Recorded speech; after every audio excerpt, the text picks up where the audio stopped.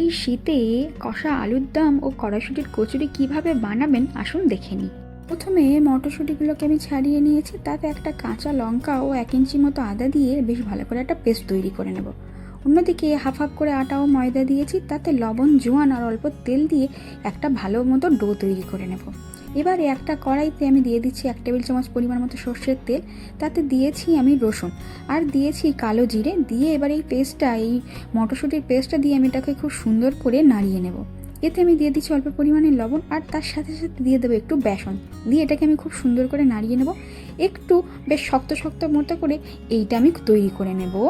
কড়াইশুঁটির পুরটা আমার হয়ে গিয়েছে। অন্যদিকে আমি এখানে দিয়ে দিয়েছি বেশ 2 টেবিল চামচ পরিমাণ মতো তেল, তাতে দিয়ে দিচ্ছি রসুন আর একটা দিয়েছি তেজপাতা। এবারে পেঁয়াজ দিয়ে এটাকে বেশ সুন্দর করে ভাজবো। তারপরে এখানে পেঁয়াজটা যাতে ভালো করে গলে যায় সেই জন্য আমি দিয়ে দিয়েছি লবণ আর তারপরে আমি দিয়েছি টমেটো, কাঁচা লঙ্কা আর হলুদ দিয়ে নাড়ার পর আমি এখানে দিয়ে দিয়েছি আদা। এবার আমি এটাতে দিয়ে দিচ্ছি গরম মশলা গুঁড়ো, ধনে গুঁড়ো, জিরে গুঁড়ো আর কাশ্মীরি রেড চিলি পাউডার দিয়ে এটাকে খুব সুন্দর করে ভালোভাবে আমি এটা নাড়িয়ে নেব। অল্প জল দিয়ে এটাকে আমি একটু ভালোভাবে কষিয়ে নেব। সুন্দর মতো এটা কষানো হয়ে যাওয়ার পরে আমাদের যে সেদ্ধ করা আলুটা ছিল সেটা দিয়ে আমি বেশ ভালো করে এটাকে নাড়িয়ে নেব। আর এখানে আমি দিয়ে দিচ্ছি চিনিটা দেওয়ার পরে আমি এটা খুব সুন্দর করে এবারে নাড়িয়ে নেব। আমাদের আলুর দম তৈরি হয়ে গিয়েছে।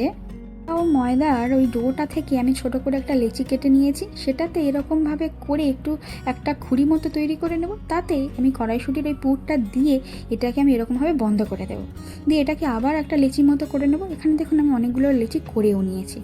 এবারে আমি এটা ভাজবো, তার জন্য আমি কড়াইতে দিয়ে দিচ্ছি তেল আর অল্প তেলের সাহায্যে এটা আমি আস্তে আস্তে করে খুব ছোট করেই বেলবো, বেশি বড় করে বেলবো না, তাহলে হয়তো ফুলবে না।